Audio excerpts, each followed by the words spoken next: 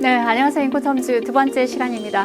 지난 시간에는 저희 인코텀즈의 개념이 어떤 것인지, 그리고 인코텀즈의 핵심 개정사항이 어떤 것인지 살펴보았다면, 이번 시간에는 이제 우리가 그림과 표를 가지고 인코텀즈에 대해서 보다 좀 구체적으로 이해를 해보도록 하겠습니다.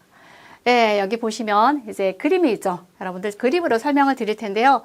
그 수출국과 수입국으로 지금 나눠져 있습니다. 그리고 여기 가운데 있는 경계는 무엇이냐면 여기 밑에 여러분 바다 보이시나요? 네, 그래서 여러분들 쉽게 이해하실 수 있겠죠. 제가 앞에서 인코텀즈를 설명드릴 때 7 플러스 4 체계다 라고 설명드렸죠.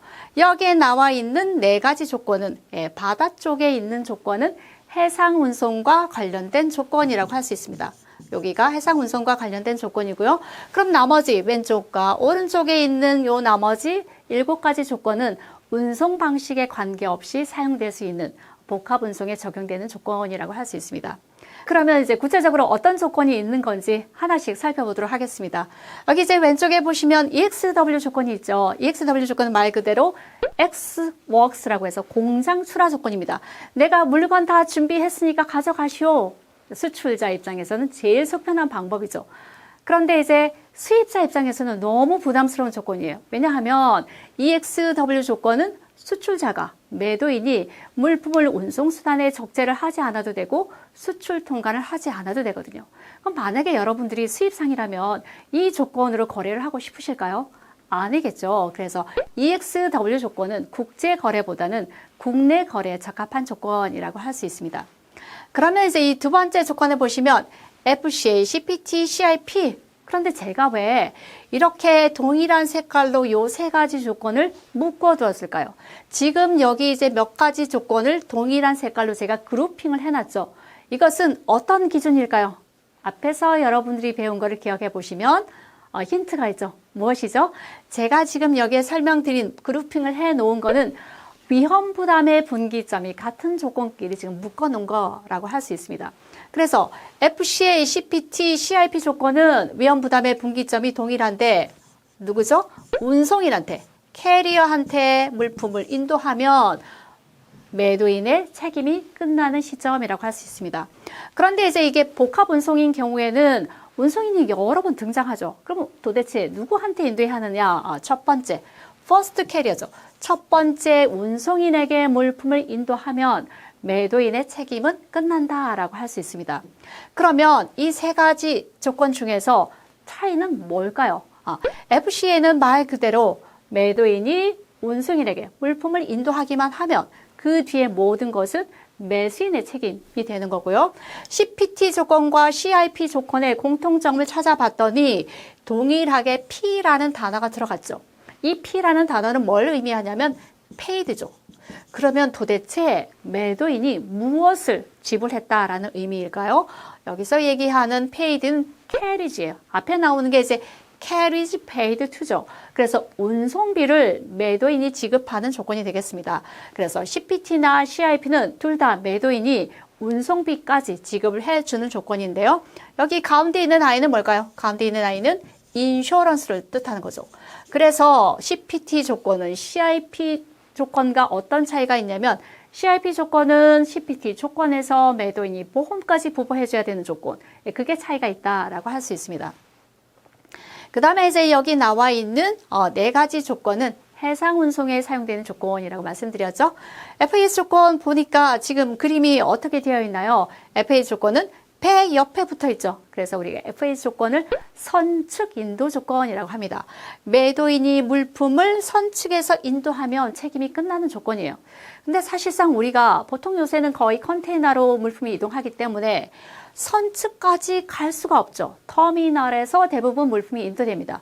그러면 이렇게 선측까지 가서 물품을 인도할 경우가 생길까요? 어떤 경우일까요? 그래서 대부분 FAS 조건은 벌크 카고를 운송할 때 해당하는 조건이라고 할 수 있습니다. 그 다음에 FOB, CFR, CIF 똑같이 노란색으로 그룹핑이 되어 있죠. 무엇이 같다? 위험 부담의 분기점이 같다.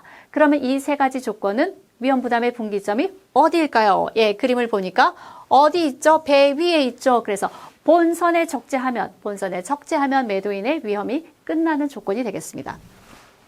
그 다음에 이제 드디어 수출국을 넘어서 수입국으로 이동했어요. 그래서 여기 D 조건은 뭐다? 매도인이 수출국에까지 넘어가서 책임과 비용을 부담해야 되는 조건이라고 할 수 있습니다. 그러면 DAP 조건은 뭘까요? Delivered at place. 목적지까지, 매수인이 원하는 목적지까지 인도하면 되는데, DPU 조건은 목적지에서 뭐가 추가된 겁니다? Delivered at place unloaded. 뭐죠? 양하까지 해야 되는 거죠. 물품을 양하까지 해서 인도해야 되는 조건이 바로 DPU 조건이 되겠습니다. 그러면 DDP 조건은 또 뭐가 다를까요? DDP 조건은 앞에 있는 DAP 조건에서 duty paid, 우리가 duty라는 것은 보통 수익 관세를 얘기하는 거죠. 수익 관세와 거기에 따르는 재반, 수익 통관에 필요한 재반 비용을 부담하는 것이 바로 DDP 조건이라고 할 수 있습니다. 그래서 이렇게 해서 이제 우리가 11가지 조건을 대충 빠르게 살펴보았는데요. 여러분들이 하나 주의하셔야 될 건 뭐냐면 지금 C 조건인 경우에는 이 C 조건이 4개가 나와 있죠. 이 C 조건인 경우에는 위험 부담의 분기점과 비용 부담의 분기점이 다르다라는 걸 아셔야 됩니다.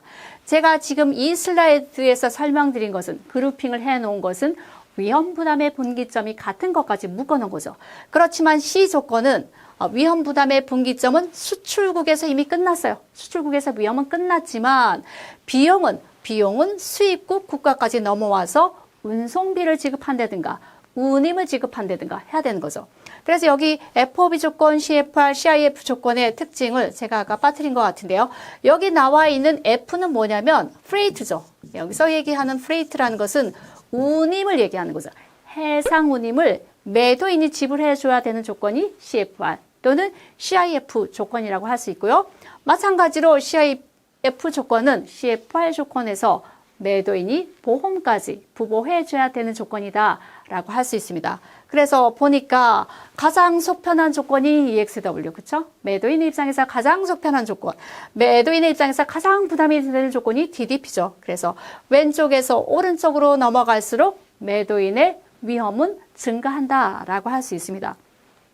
앞에서 이제 저희가 그림으로 인커텀스를 이해해 보았다면 지금부터는 이제 표로 풀어서 정리를 해보도록 하겠습니다. 우리가 이제 모든 운송 방식에 사용될 수 있는 조건과 해상 운송에 사용될 수 있는 조건으로 나눈다라고 말씀을 드렸죠. 근데 모든 운송 방식에 사용될 수 있는 조건도 선적지 인도 조건과 도착지 인도 조건으로 나눌 수 있습니다. 우리가 선적지 인도 조건이라는 것은 매도인의 위험 부담의 분기점이 선적지에서 끝난다라는 의미죠. 거기에는 EXW, FCA, CPT, CIP 조건이 있는데요.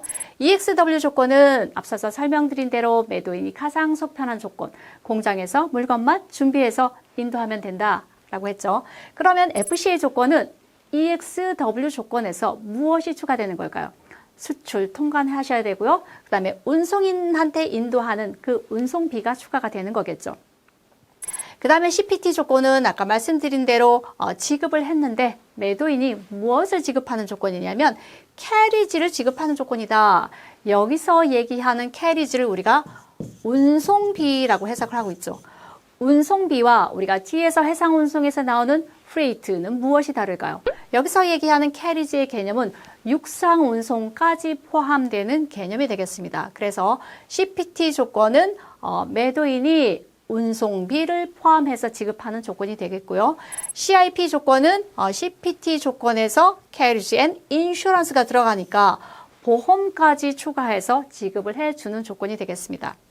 그 다음에 이제 D 조건은 다 도착지 인도 조건이라고 할 수 있는데요. 매도인이 도착지에까지 가서 위험을 부담해야 되는 조건이죠. 그래서 DAP 조건은 Delivered at place, 지정 목적지 장소까지 물품을 인도해 주어야 되고요. DPU 조건은 Delivered at place unloaded, 목적지 장소까지 내가 물품을 운송수단에서 양하해서 인도해야 되는 조건이라고 할 수 있습니다. 그 다음에 DDP 조건은 Delivered Duty Paid. 여기서 duty가 수익 관세라고 말씀드렸죠. 수익 관세와 재반, 세금까지 다 포함해서 매도인이 부담을 해야 되는 조건이 되겠습니다. 그 다음에 이제 해상과 내수로 운송 관련해서는 해상 운송 조건은 다 선적지 인도 조건이라고 할 수 있습니다. 선적지에서 매도인의 위험이 끝나는 거죠. 즉 매도인의 책임이 끝나는 그런 조건이 되겠습니다. FAS 조건은 free alongside ship, 즉 선측에서 물품을 인도하는 조건, 보통 이제 벌크 카고에 해당한다라고 말씀을 드렸죠. FOB 조건은 free on board. 그러니까 여기서는 FAS 조건에서 뭐가 추가되는 걸까요? 본선에 적재하는, 본선 적재 비용이 추가되는 거죠. 비용. 그 다음에 CFR 조건과 CIF 조건은 여기 이제 가운데 있는 F, 끝에 있는 F가 freight를 얘기하는 거죠. 우리가 freight라는 단어는 화물을 뜻하기도 하지만 운임을 뜻하기도 하는 거죠. 자, 여기서 얘기하는 freight는 해상 운임을 얘기하는 건데요. 해상 운임을 매도인이 부담해줘야 된다라는 거죠. 그게 바로 CFR 조건이고요. CIF 조건인 경우에는 매도인이 해상 운임뿐만 아니라 뭐죠? 인슈어런스, 보험까지 부보를 해야 되는 조건이라고 할 수 있습니다. 이렇게 해서 저희가 이번 시간에 그림으로 그리고 표로 인코텀즈를 한번 살펴봤는데요. 여러분들 이제 인코텀즈에 대한 좀 이해가 많이 되셨나요? 네, 그렇게 도움이 되셨기를 기대하면서 다음 시간에 또 뵙도록 하겠습니다. 고맙습니다.